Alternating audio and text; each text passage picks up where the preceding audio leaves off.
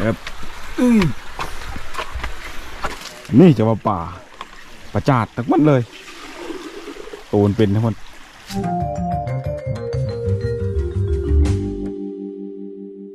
สบายดีเนี่ยามเช้า5:30 น.ทุกคนเลย ตื่นมาฮับเสาร์วันใหม่ นี่ทีมงานเราได้นี่นอนไม่รับหนาวเอ้าคือว่ามีแต่ลมไปเลยไม่ร่มก็หนาวหลังผิวไฟนี่สาวๆก็ได้ตัวนอนคักแล้วเพื่อนอนยังนะ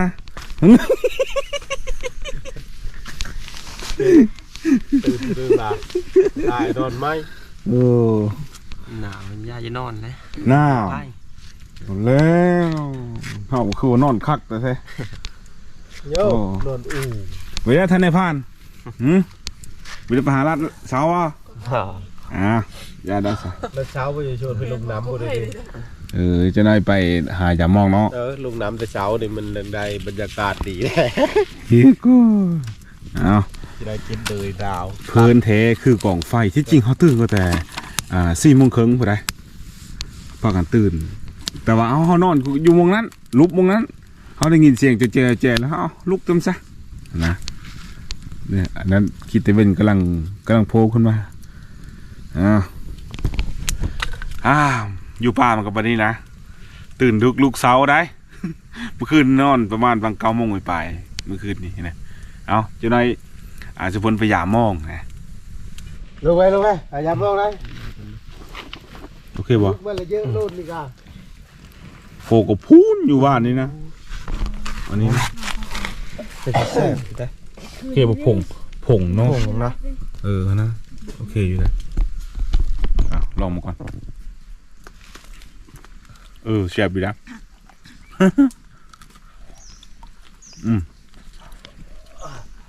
นี่เดี๋ยวเบิ่งมานอนก่อนนี่คือบนนอนได้นี่ได้นี่ นอนคักทุกคนเลย นี่นอนท้องเสียงน้ำไหลบอลน้ำไหลก็อยู่ด้านวันนี้เขาสีมาเฮ็ดกินอยู่นี่วันนี้มันเก่งนะมึงนี่งามเนี่ย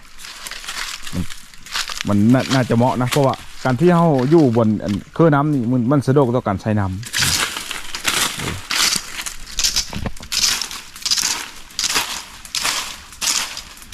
อากาศจะสีหนาวเนี่ยพอดี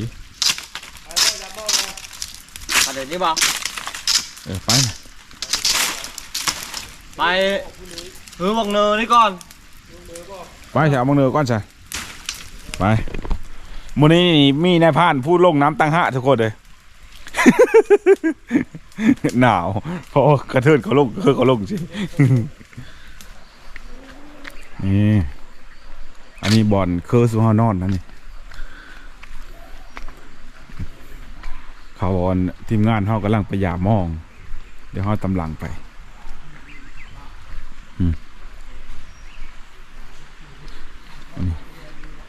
ขี้หินนี่ก็ในโซงหน้าฝนนี่เขาสามารถที่มาลบหน้าฝนได้เลยนี่ไม่ให้อยู่ให้กินนี่ได้สบายเลย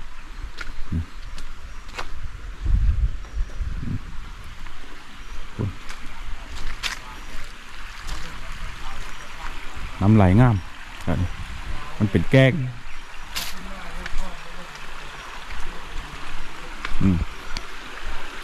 ถือว่าโอเคเลยหน้าฝนนี่สบายเลยน้ำนี่ก็พูดได้มาแต่ฉันพูดได้นี่ขันท่าว่าหน้าฝนนะโอ้แถวนี้น้ำง้ามันไหลลงมาเลยพูดได้ไหลลงพูดเลย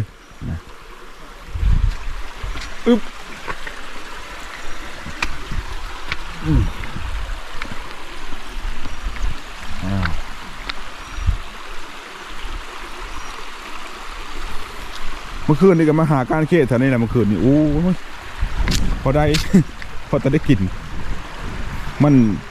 นรักเนี่ยมันเดินแจ้งแล้วก็โบกกับความหนาวเนี่ยเขตตะโอดมันอยู่มีแถวนี้ก็เขตหินเนี่ย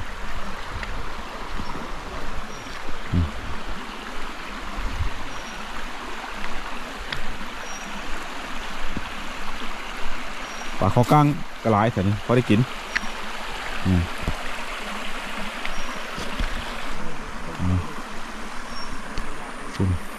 โอ้หนาวเลยเอาอันนี้เป็นช่องที่2ของค่อยเด้อทุกคนเด้อ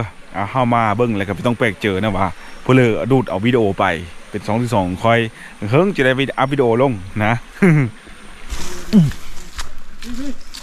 เธอบ่พอได้กินอยู่นะบ้ามือเช้าก็ได้ ยังคือรู้อย่าตะกะดีเนี่ย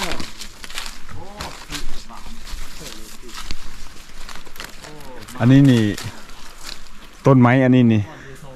ต้นโคกเมกต้นพักเมกซัดขึ้นนะจนเก้งหมดนี่กระเหาะกระแตขึ้นไปนี่เก้งฮะนี่มีขี้เหนียวอะไรนี่มีขี้เหนียวเฮียหนูนี่นะจังน้อยเฮ้ยทีมงานเฮามาอูดเอานี่มันยังอยู่คือสิไหนนี่เฮียหนูนี่โอ้เฮียหนูได้นี่ก็คนละกระดิ โอเคเนาะ ก็หมื่นเท่าไร โอ้เดี๋ยวป่านะป่านะ โอ้ที่ลายเรื่อยคุณเนาะที่เดี๋ยวเราพูด โอ้ป่าหางแดงนะบ่เท่าไรคือยืดนะ โอ้คักอะไรเสียเนาะโอ้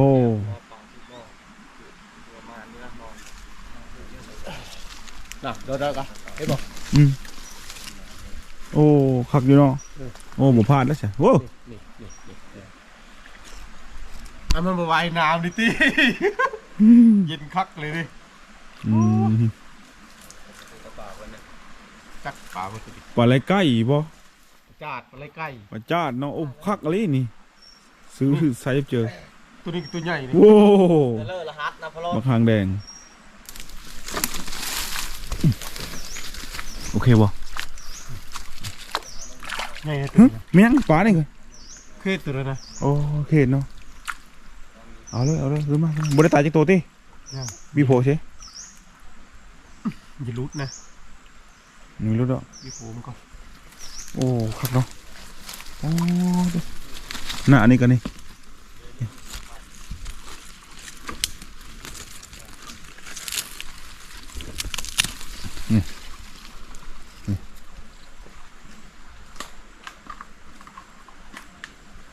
อันเสิร์ฟเท่าอันเดียวนี่บ่ เราได้ให้คือหลายนะ เก็บไปเก็บมาบ่ได้จะเฮ็ดนี่นะ ผู้ ผู้ บุกพุ่งยู่หุ่น โธ่แต่ใช้กระมงเดียวนี่ก็เลอะเลย ตัวนี้ก็ลายนี่เห็นบ่ โอ้ จับโตพูดอ่ะ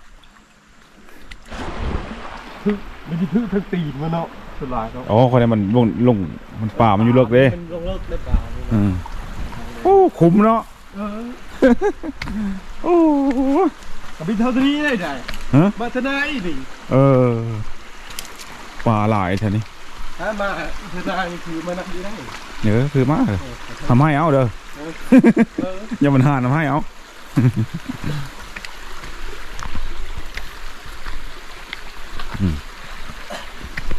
ครับ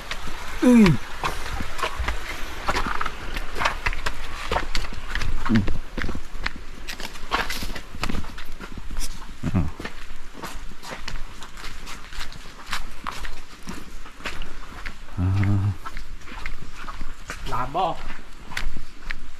ลามมีบางดำป่ะล่ะ หอยเชิง เดี๋ยวนี่ ได้เลย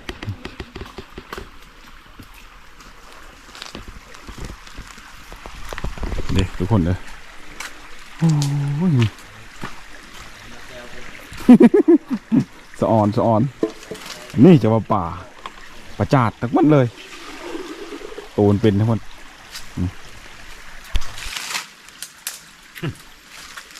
มาป่าทุกเธอต้องเสื้อมองทุกเธอทุกคนเลยเพราะว่าข้าวสีหากินอย่างอื่นนี่มันเป็นไประยะเนื่องจากว่าค่อยมีแม่ในผ่าน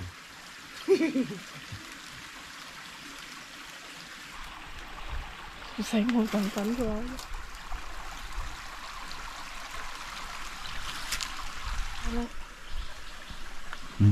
มันโต้งแล้วไงมันคอร้องมันเอาฝึกเอาเด้อจะได้โผล่แล้วฝึกเอาว้าเอาปืนเปล่าเอาตะมองนี่ไม่ได้เชียวเนี่ยเอาโผล่ได้เด้อเอาทุกอย่างอยู่ที่การฝึกฝนเอา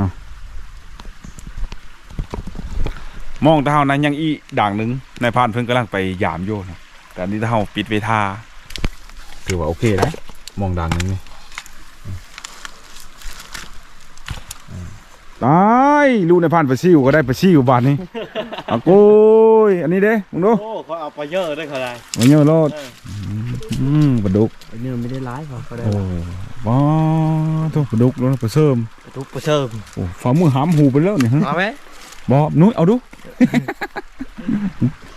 มันจะเคี่ยวทั้งนั้น เอานี่เสื้อปลาไว้เมื่อวานนี่โอ้ย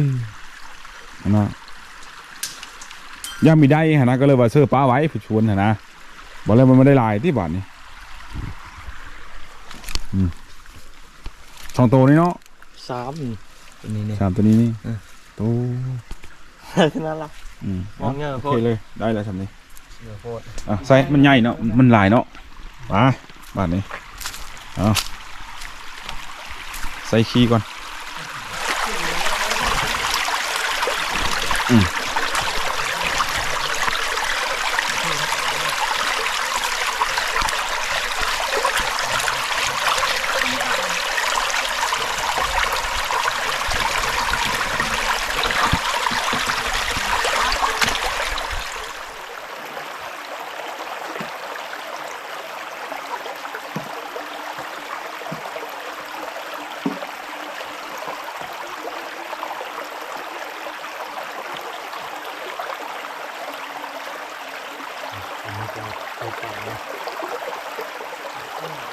ใช่แต่ท้ายđó làm lại cái sạp rồi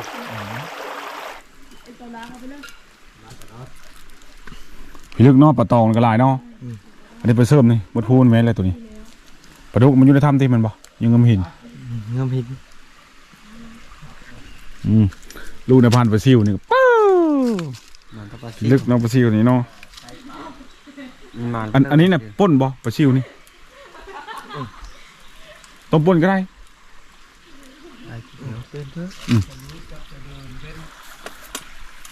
phải chưa phải lên đâu ตกลงมันปิ้งนี่ให้จะปิ้ง เจ็ดปี จะปิ้งโลด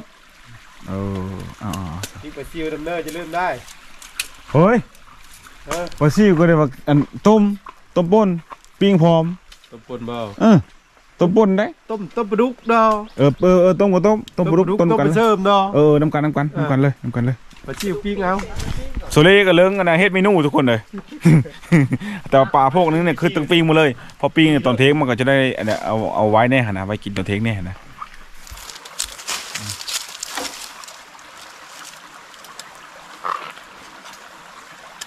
ปิ้งงาม พอเชิญจักในงามเลยในเลิกกับปิ้งไปโลดได้มันได้บ่แข็งได้ เมย์ได้สุดยิงยี่ได้งาม แม่เฉยได้งามอยู่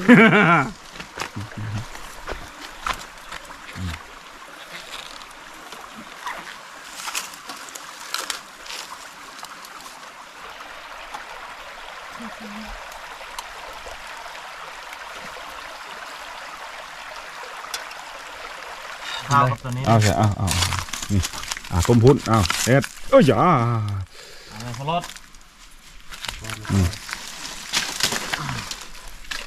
ทำไมมาคัด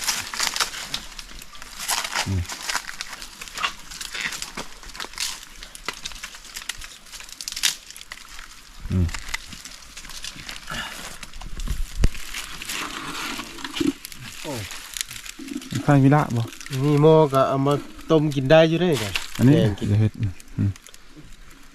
นี่ยป้าไว้เขา ให้ไปพูดนะผมมาเจออยู่นี่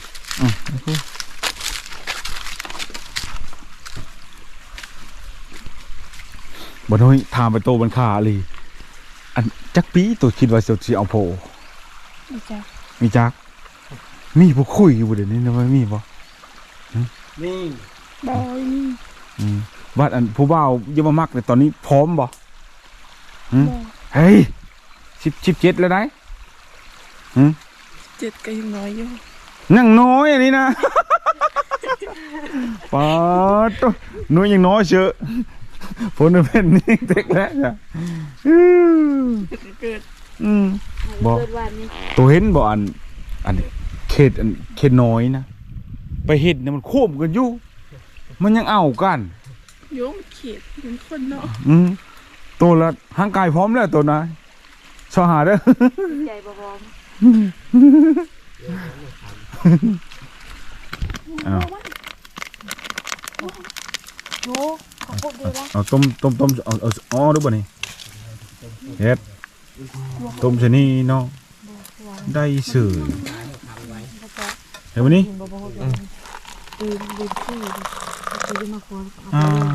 เอามันกัดอันนั้นเลยวะวันนี้มีอันตรายต่อสุขภาพบ่ รอได้ มันเป็นเพ เอา ราะ เป๊ปซี่ซื้อแล้วก็เอาไปซื้อหั่นซื้อไฟหั่นแล้วมันก็มีไม้ มีไม้มันมีน้ำ เอาตัวก็เอานะอันน่ะมาคาร่นนะ เอาไปเลย เอาไม้มาคาร่นก็ได้เพื่อเอาช่องมันคาร่นบ่ใช่ ส่ง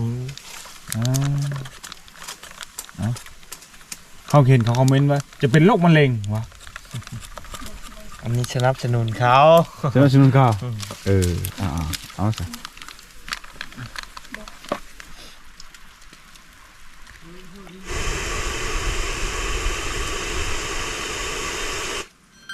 ลุกก็ได้ ปงแม่เปิดไงปงลงมาพี่ อยู่บ้านดกมันนี่ไม่ได้กินเด็กเอามากระบอกมากิน ยาววอกเอาอะไร มากระบอกเนี่ยช่วงที่อยู่กรุงเทพนะก็เจ้าขายถุงนึง20 บาทถุงนี้น้อยนึงได้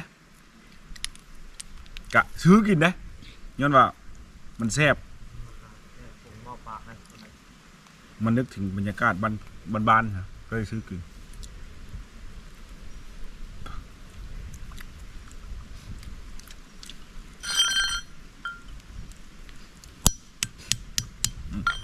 บุท่าหาผ้าได้ยำนี้ได้เขาทับเอาปุ๊บมันก็แตะป้อยหลด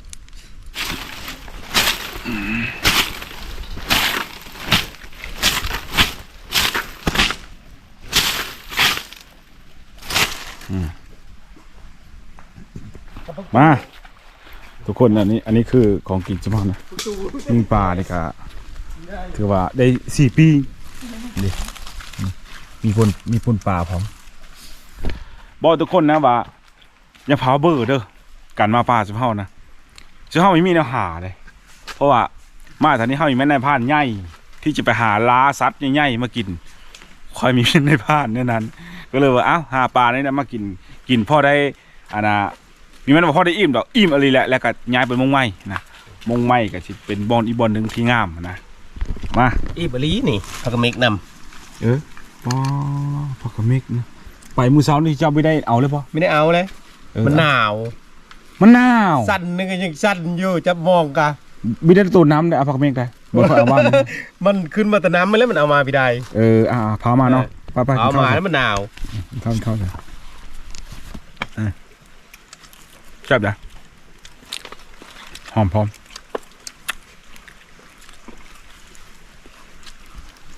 ฝาก เนื้อมาแบบนี้ ปลาอย่าง เพื่อ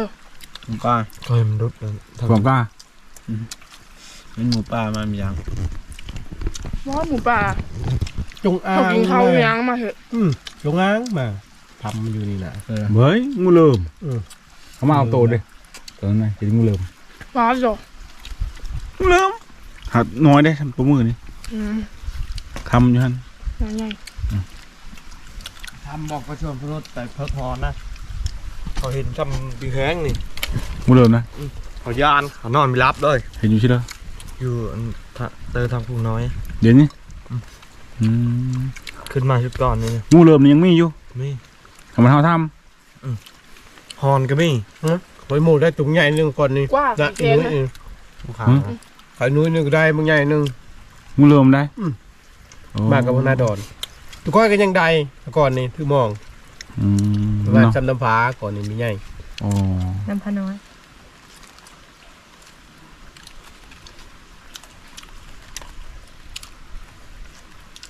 ขอลาท่านผู้ชมไปก่อนบัดนี้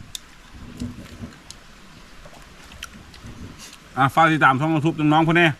ซื้อช่องนั้นเลยวะ หน่วยสาวผู้ไทย นี่ทางผู้ไทยอันนี้เด้ว่ามันหน้า นั่น อันนั้นแก้วมันหน้าฝากติดตามช่องพวกนี้อันนี้เป็นช่องใหม่เลยทุกคนเด้อ ติดตามในไลน์เด้อแก้วบรรณาเด้อ ฝากติดตาม จะผ่านไปซี่อยู่เด้